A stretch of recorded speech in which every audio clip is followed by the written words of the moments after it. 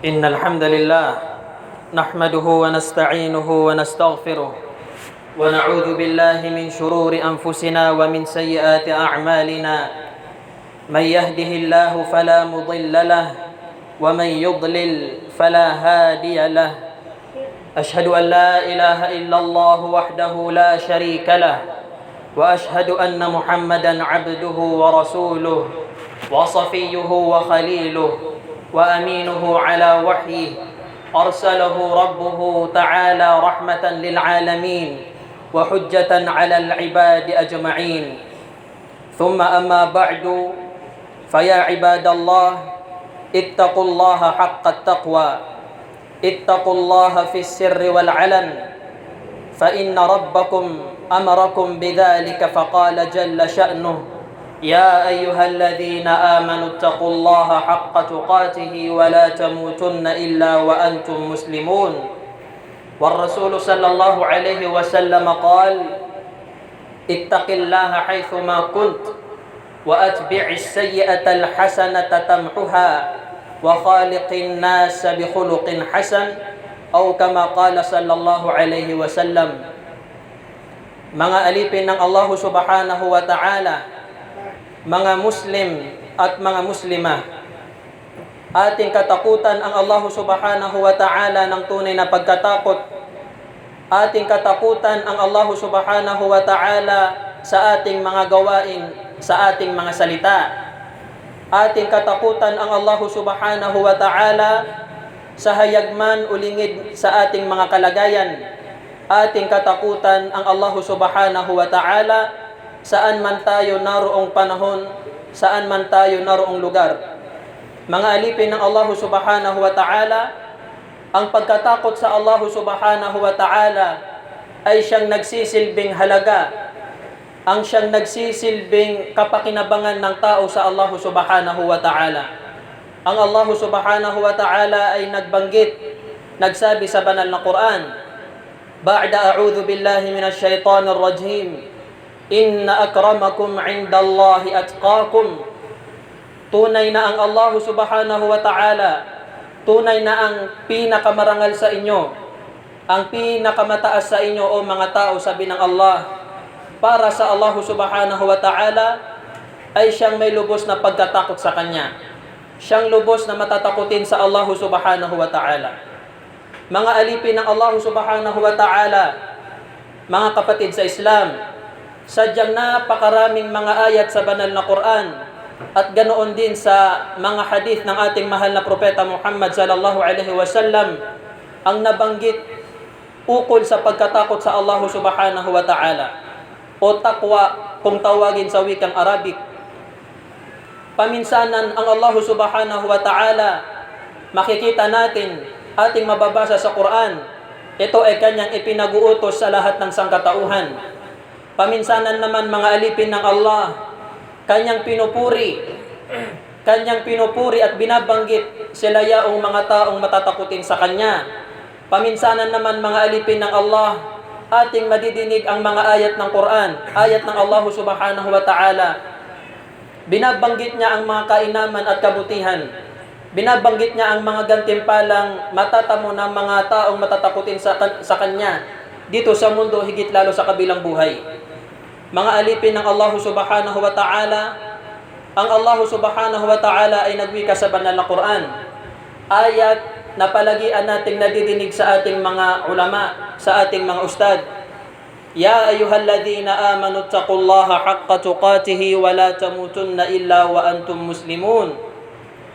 Sa pinakamagaan nitong kahulugan, o kayong mga nagsisampalataya sa Allah, o kayong mga nagsisampalataya sa kaisahan ng Allah, ittaqullaha haqqa tuqatih. Inyong katakutan ang Allah subhanahu wa ta'ala ng tunay na pagkatakot sa Kanya.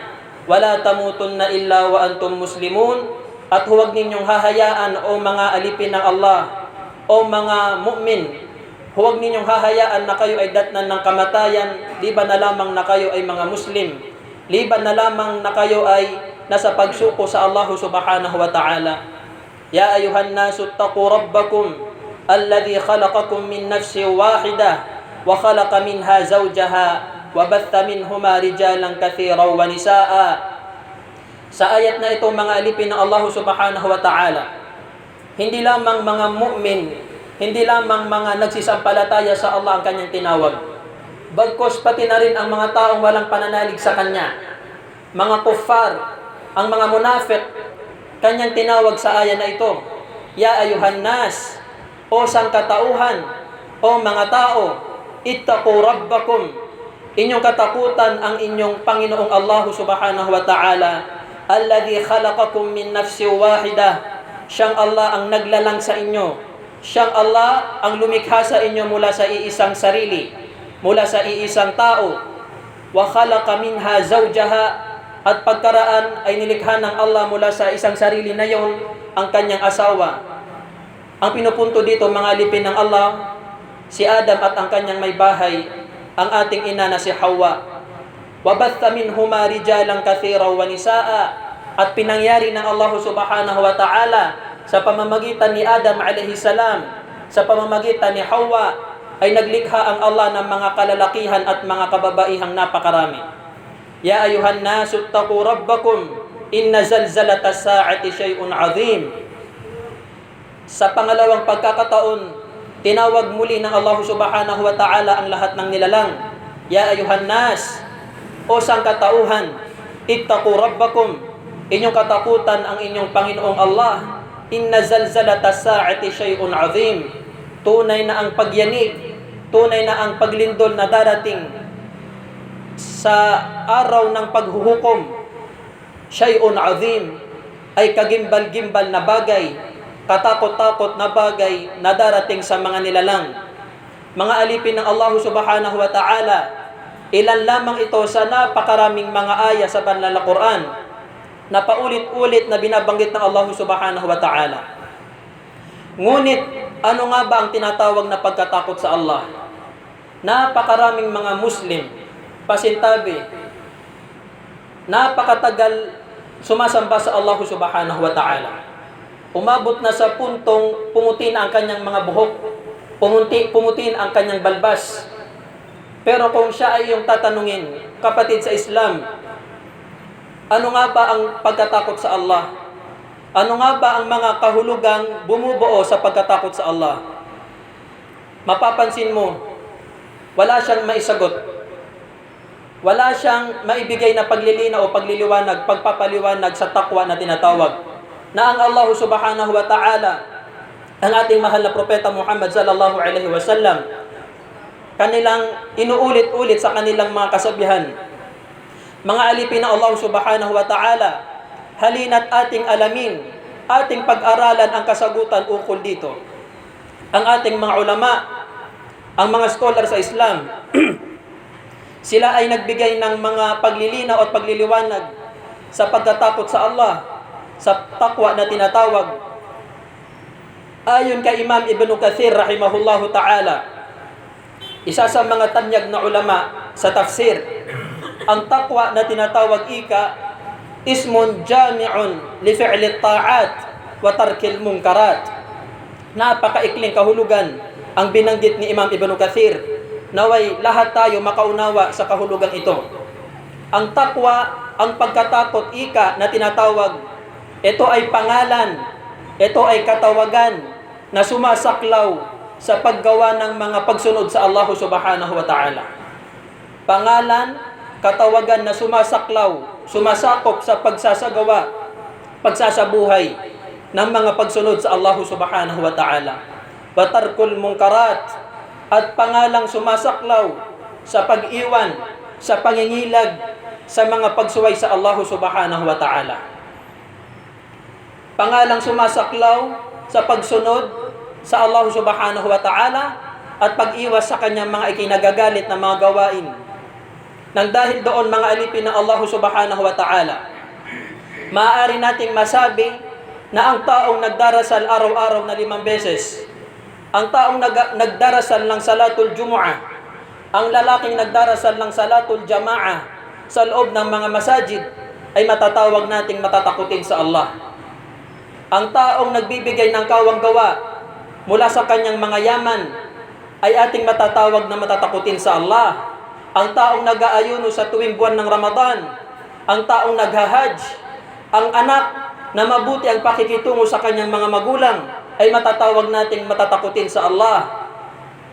Ang taong mabuti sa pakikitungo sa kanyang mga kamag-anak, mabuti sa pakikitungo sa kanyang mga kamag-anak at sa kanyang mga kapitbahay, ating matatawag na matatakutin sa Allah.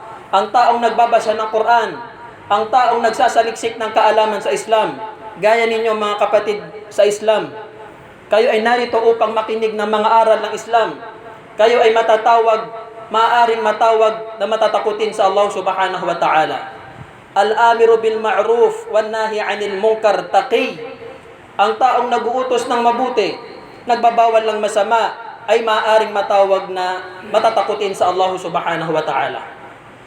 Ganoon din mga kapatid sa Islam, tarikudh dhulmi taqi. Ang taong nangilag, ang taong umiiwas sa panglalamang, matatawag na matatakutin sa Allah. Ang taong umiiwas sa pagsisinungaling, matatawag na matatakutin sa Allah. Umiwas sa panglilibak, umiwas sa pagkain sa yamang riba, umiwas sa pag-inom sa mga nakakalasing na mga bagay-bagay. Tarikul maisir, ang taong umiwan ng pagsusugal. Tarikuz zina, ang taong umiwan ng pangalunya. Lahat po yan mga alipin ng Allah subhanahu wa ta'ala ay matatawag, mapapangalan ng matatakutin sa Allah subhanahu wa ta'ala. Mga alipin ng Allah subhanahu wa ta'ala, si Abdullah bin Mas'ud radiyallahu an, isa sa mga marangal na sahaba ni Prophet sallallahu alaihi wasallam, kanyang binigyan ng paglilinaw ang taqwa na binabanggit ng Allah sa banal na Quran. Huwa an yuta' fala yu'sa, ay yuzkara fala yunsa, ay yushkara fala yukfar. Ayon kay Abdullah bin Mas'ud radiyallahu an, ang pagkatakot ika sa Allah, siya ang pagsunod mo sa Allah at hindi mo siya susuwayin. An yuzkara fala yunsa, aalalahanin mo, gugunitain mo ang Allah subhanahu wa ta'ala. Gugunitain mo sa pamamagitan ng iyong mga gawain. Gugunitain mo ang Allah subhanahu wa ta'ala sa pamamagitan ng iyong mga salita. At hindi mo siya kakaligtaan. Hindi mo siya ipapagwalang bahala. An yushkara fala yukfar, iyong pasasalamatan ang mga maliit at malaki, hayag man ulingid na mga biyaya ng Allah subhanahu wa ta'ala, at hindi mo kailanman itatakwil. Isa pang kahulugan na binanggit ng ating mga ulama, ayon naman ito kay Ali bin Abi Talib. Ayon kay Ali bin Abi Talib radiyallahu anhu, at-taqwa al-khawfu min al-jalil. Ang pagkatakot sa Allah, siyang pagkatakot sa nag-iisang Allah subhanahu wa ta'ala. Wala amalu bit-tanzil, at ang pagsasabuhay sa mga aral ng Quran. Pagsasabuhay, paggampan sa mga kahulugan, mga aral ng Allah subhanahu wa ta'ala na kanya binabanggit sa banal na Quran. War-ridha bil qalil, at ang pagkalugod sa kakarampot na ibinahagi ng Allah subhanahu wa ta'alang biyaya sa iyo. Mga alipin ng Allah subhanahu wa ta'ala, ang pagkalugod sa mga biyaya, ito man ay maliit o malaki, na iginagawad sa iyo ng Allah subhanahu wa ta'ala. Kung ikaw alipin ng Allah ay nalulugod dyan, yan ay patunay na ikaw ay may takot sa Allah subhanahu wa ta'ala. Isa sa mga kasiyahan at pagkapanalo na binanggit ng ating mahal na propeta Muhammad sallallahu alaihi wasallam ay ang pagkagalak, pagkatuwa at pagkalugod sa mga bagay-bagay na iginawad sa atin ng Allah. Qad aflaha man aslam wa ruziqa kifafa wa qanna'ahu Allah bima atah. Katunayan, sabi ng Rasulullah, nagtagumpay, nanalo ang taong Muslim. Qad aflaha man aslam, nagtagumpay ang taong sumuko sa Allah. Waruziqa kifafa, at siya ay rinizkiyan, binigyan ng Allah ng rizking sumasapat. Wa qanna'ahu Allah bima atah, at siya ay naging malugod, at siya ay nalugod sa mga bagay-bagay na ginawad sa kanya ng Allah subhanahu wa ta'ala. Wal isti'dadu li yawmir rahil, at ang paghahanda para sa araw ng paglisan sa mundong ito. Ang minimin dito mga alipin ng Allah subhanahu wa ta'ala, ang paghahanda sa kabilang buhay. Isa sa mga palatandaan na ang tao ay matatakutin sa Allah subhanahu wa ta'ala, siya ay gumagawa ng mga gawaing kanyang madadala, kanyang magiging baon sa kanyang kabilang buhay. Ayon sa ating mahal na propeta Muhammad sallallahu alaihi wasallam, al-kayyisu man dana nafsahu fi ta'atillah. Ang tunay na may utak, ang tunay na matalino ayon sa ating mahal na propeta Muhammad sallallahu alaihi wasallam ay siyang gumagawa ng mga mabubuting gawain bago pa man dumating ang kanyang kamatayan sa kanya. Barakallahu li wa lakum fil Qur'anil Karim wa nafa'ani wa iyyakum minal ayati wadh-dhikril hakim. Aqulu ma sami'tum astaghfirullah li wa lakum wa lisairil muslimin min kulli dhanb.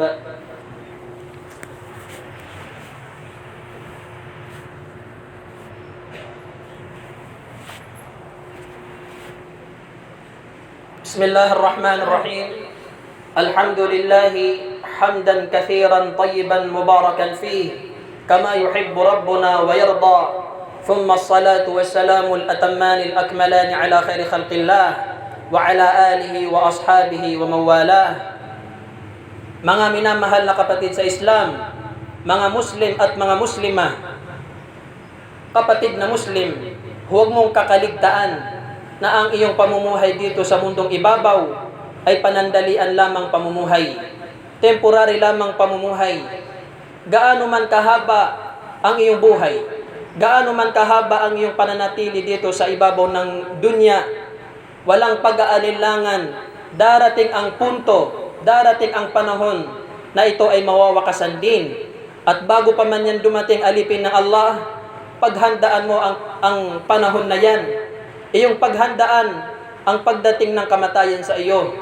Iyong paghandaan ang panahon na ikaw ay lilisan sa iyong pamilya.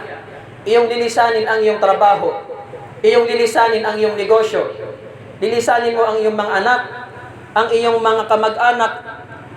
Ang Allah subhanahu wa ta'ala ay nagbigay ng payo sa atin. Nagbigay sa atin ng payo na ating babaunin bago pa man dumating ang araw ng pagwawakas, bago pa man dumating ang araw ng kamatayan. Ang Allah subhanahu wa ta'ala ay nagwika sa suratul Baqarah, وَتَزَوَّدُوا فَإِنَّ خَيْرَ الزَّادِ التَّقْوَى وَاتَّقُونِ يَا أُولِي الْأَلْبَابِ. At kayo ay magbaon, sabi ng Allah subhanahu wa ta'ala. Inuutusan tayo ng Allah subhanahu wa ta'ala na maghanda, magdala ng baon. Ano nga ba ang babaunin natin? Ang baon na tinutukoy dito, mga alipin ng Allah, ay hindi baon ng pang-isang araw. Hindi baon na pang-isang linggo lamang. Hindi katulad ng mga baon dito sa dunya na temporaryong mga baon at pwedeng palitan. وَتَزَوَّدُوا. At kayo ay magbaon, sabi ng Allah. فَإِنَّ خَيْرَ الزَّادِ التَّقْوَى. At ang pinakamainam na baon, pinakamainam na paghahandang inyong magagawa sa inyong buhay bago pa man dumating ang inyong kamatayan, at taqwa, ang pagkatakot sa Allah subhanahu wa ta'ala. Marapat sa bawat isa sa atin, mga alipin ng Allah subhanahu wa ta'ala, na kanyang palagiin ang pagdudua sa Allah subhanahu wa ta'ala. Kanyang palagiin ang pagdalangin sa Allah subhanahu wa ta'ala, na siya ay gawaran ng Allah subhanahu wa ta'ala ng tunay at malinis na pagkatakot.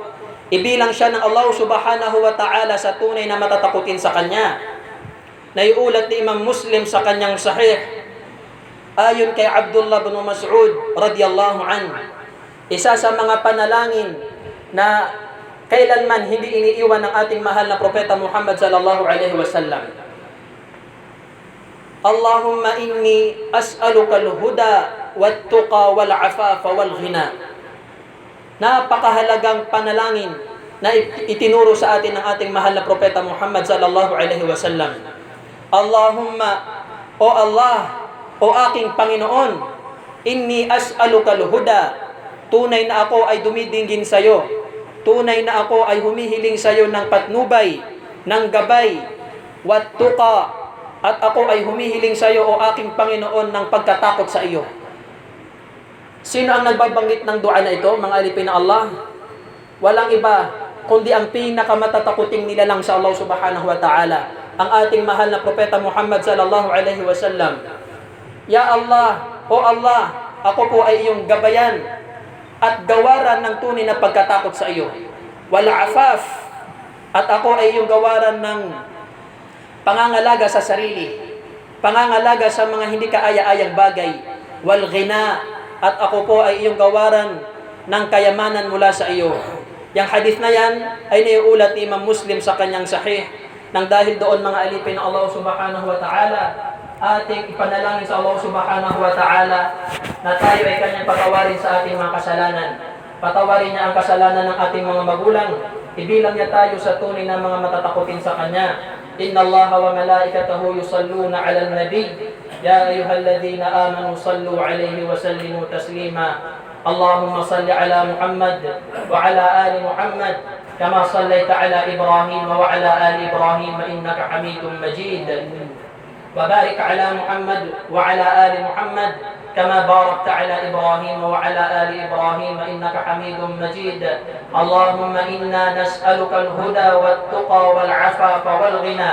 اللهم إنا نسألك الهدى والتقى والعفاف والغنى. اللهم اجعلنا من المتقين. اللهم اجعلنا من المتقين. اللهم آت أنفسنا تقواها وزكها أنت خير من زكاها أنت وليها ومولاها برحمتك يا أرحم الراحمين. إن الله أمركم بالعدل والإحسان وإيتاء ذي القربى وينهى عن الفحشاء والمنكر والبغي يعظكم لعلكم تذكرون. أقيموا صفوفكم.